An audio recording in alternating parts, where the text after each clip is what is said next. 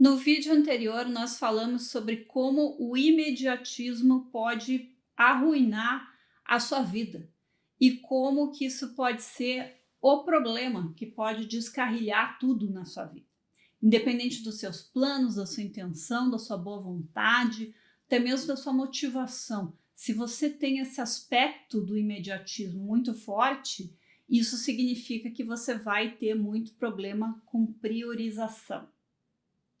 Você sabe que você tem que fazer alguma coisa, mas na hora H você nunca tá afim, né? Quer fazer outra coisa, se perde num monte de distrações, mesmo distrações mentais, e no final das contas, a pessoa que tem esses traços, ela acaba só tocando a vida. Ela faz o que ela é obrigada a fazer, que não tem como escapar, trabalho, escola, mas no mais ela não consegue realizar os sonhos dela ou fazer qualquer coisa que envolva alguma pressão externa, alguma obrigação com terceiros. Então, se você quer progredir na sua vida, em todos os aspectos, eu não estou falando só de carreira, de dinheiro aqui, eu estou falando de qualquer coisa que você queira realizar. Eu dei o exemplo da perda de peso no outro vídeo. Se você quer fazer progresso e alcançar as coisas na vida, você precisa superar essa tendência de priorizar a gratificação imediata. Qualquer coisa que a pessoa queira fazer na vida dela vai precisar ser capaz de segurar essa disciplina no médio e longo prazo, senão ela começa com aquela coisa de começar a fazer as coisas e abandonar e não dar continuidade. Agora, como que resolve isso? Para entender isso, para entender de onde vem isso, a gente precisa compreender outro problema. Um problema que está mais lá na base, né? Talvez o problema que esteja na base aí de todos os problemas psicológicos e de comportamento. E qual que é esse problema? É a dificuldade de autorregulação. Tudo que entra no nosso universo particular, seja algo que vem de fora, produzido pelo ambiente, por outras pessoas, como as coisas que as pessoas falam ou fazem para a gente, ou seja algo que vem de dentro, como um pensamento, uma lembrança, uma emoção, isso precisa ser processado. O computadorzinho, que é o nosso cérebro, precisa pegar esses dados crus que chegam e processar eles para que a gente entenda, para que faça sentido, para que aquilo seja usado de alguma forma. Se não houver esse processamento, a gente não registra aquilo, aquilo vai para o inconsciente, fica lá, a gente não toma nota do que aconteceu. Para que a gente forme uma memória consciente, para que a gente tenha uma opinião sobre o ocorrido, para que a gente possa reagir, aquela informação precisa ser processada. E cada pessoa processa as informações, os estímulos do ambiente de forma diferente. É por isso que cada um reage de forma diferente às mesmas coisas. Por isso que uma pessoa passando por uma situação lá, aquilo é como se não fosse nada, enquanto outra pessoa na mesma situação tem processo de ansiedade tão forte que chega num pânico. O que aconteceu? O processamento foi diferente. Agora, não é só isso. A forma como a gente processa as informações, os estímulos, depende da nossa capacidade de autorregulação. Se essa capacidade está capenga, a gente não vai conseguir processar direito. E isso vai propagando ali pelas camadas do nosso processo psicológico até chegar em comportamentos e reações práticas que a gente exterioriza na vida ou que a gente identifica que a gente está sentindo.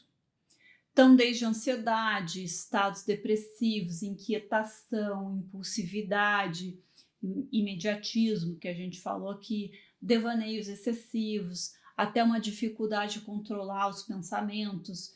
Enfim, todos os problemas emocionais que as pessoas têm são resultado delas não terem processado os estímulos, as informações apropriadamente. E isso acontece por quê?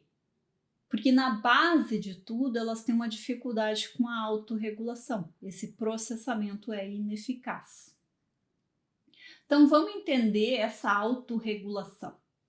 A autorregulação é a habilidade de administrar suas respostas emocionais, os seus pensamentos, os seus comportamentos de uma forma consistente com os seus objetivos de longo prazo, ao invés de vontades imediatistas.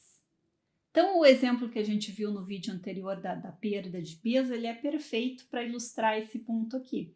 A pessoa quer emagrecer, mas ela se depara constantemente com oportunidades conflitantes.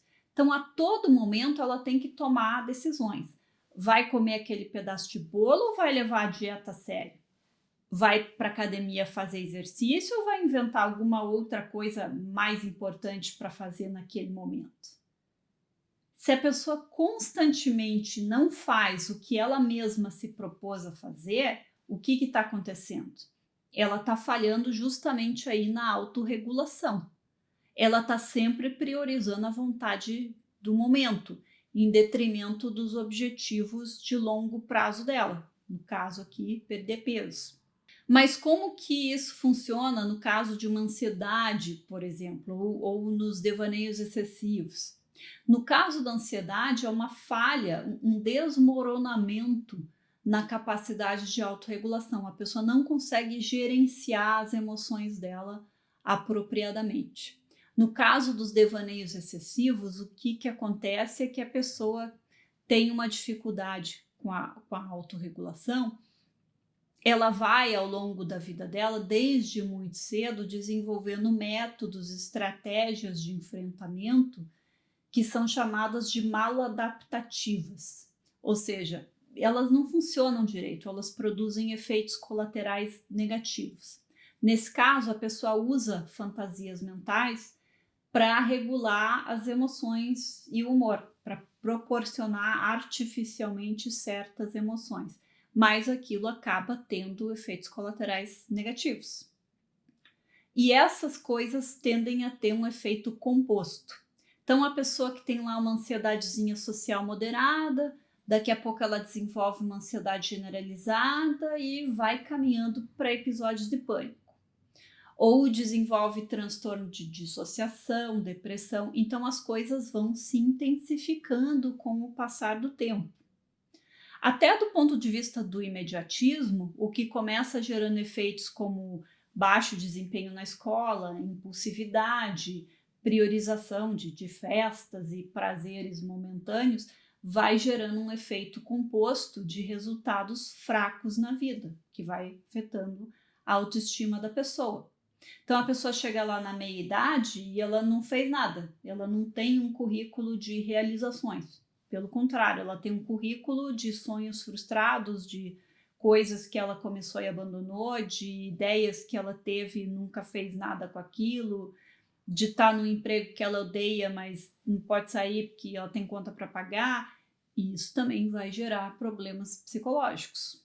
Então, de qualquer perspectiva que você olhe, problemas de autorregulação, seja a parte profissional, produtividade, seja a parte psicológica, seja relacionamentos pessoais, sociais, a pessoa não consegue administrar eficazmente a vida emocional dela, os pensamentos dela. Isso vai pipocar em diversos aspectos da vida dela.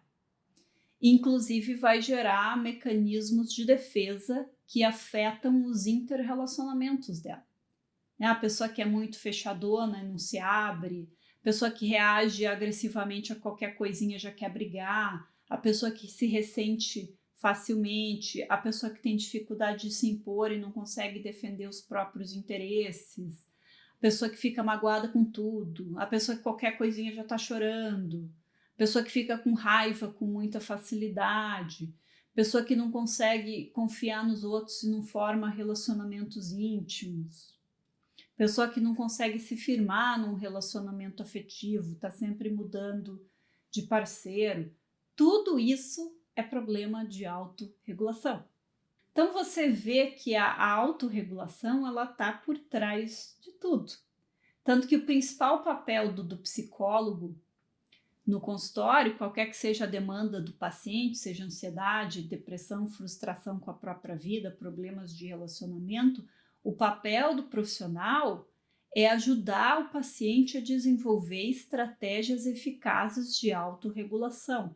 À medida que ele trabalha ali nos aspectos cognitivos do paciente, que estão ainda mais para trás da autorregulação, a hora que a pessoa aprende a lidar melhor com as emoções e com os pensamentos dela, ela tem um efeito halo que vai acontecendo, né? Tudo vai mudando na vida dela. A autorregulação leva ela a processar melhor os estímulos, as informações, as emoções, o que leva ela a conseguir engajar estratégias mais eficazes para lidar com as coisas, com o que está acontecendo, o que resulta em reações mais maduras. E às vezes está aí nas reações os efeitos práticos mais visíveis de uma boa autorregulação. Então lá a pessoa que costumava ficar magoada com qualquer comentáriozinho, agora aquilo bate nela, não afeta mais. A outra pessoa que costumava partir para a briga com qualquer coisinha, agora ela consegue ser assertiva, se colocando e defendendo os seus interesses, a sua posição, sem ser agressiva ou ofender o outro. A pessoa tem uma relação melhor com o tempo, com a perspectiva de tempo. Isso reduz o imediatismo, a impulsividade, a procrastinação, a ansiedade. Ela passa a ser um pouco mais paciente, tolerante, passa a se predispor a fazer coisas que são difíceis, que são desconfortáveis. Ela tem menos mecanismos de evitação das coisas que ela não quer enfrentar. Então, não só isso abre as portas para ela ter mais sucesso na vida, conseguir fazer as coisas que ela quer fazer, como também melhora muito a relação dela com ela mesma, seja no aspecto da autoestima, melhora dos problemas psicológicos que ela possa ter, como ansiedade e depressão. Pensa numa pessoa que é madura emocionalmente. Essa pessoa lida com a vida de uma forma mais coerente, menos extremada, menos dramática, seja com ela mesma, os estímulos internos, seja com o mundo exterior, as coisas que acontecem, o que as outras pessoas trazem para a vida dela. Então, adquirir essa maturidade através da autorregulação deveria ser o objetivo magno aí de todo mundo, que através disso você consegue consertar todo o resto. Sejam problemas de produtividade, como procrastinação, sejam problemas emocionais, problemas de relacionamento, de comunicação, de comportamento. A gente vai subindo as camadas desse iceberg, né? Trabalhando com os aspectos cada vez mais próximos da superfície, até a gente chegar nessas pontinhas para fora da água, que são as coisas práticas que a gente consegue ver, o nosso comportamento, as nossas reações, as nossas priorizações. Tudo isso depende de uma boa autorregulação. Ao passo que se a pessoa tenta trabalhar nessas questões superficiais, né, como tentar remediar a procrastinação, ou acabar com a ansiedade, ou com os devaneios excessivos diretamente, se ela tenta trabalhar com essas coisas diretamente, não funciona, porque ela não mexeu lá na autorregulação, ela continua do mesmo jeito. Então, no próximo vídeo, a gente vai conversar um pouquinho mais sobre o que a gente tem de alternativa aí para mexer com esse problema da autorregulação. Se inscreva no canal para você não perder o próximo vídeo. Deixa aí a sua curtida se esse vídeo foi útil para você. Um abraço e até mais.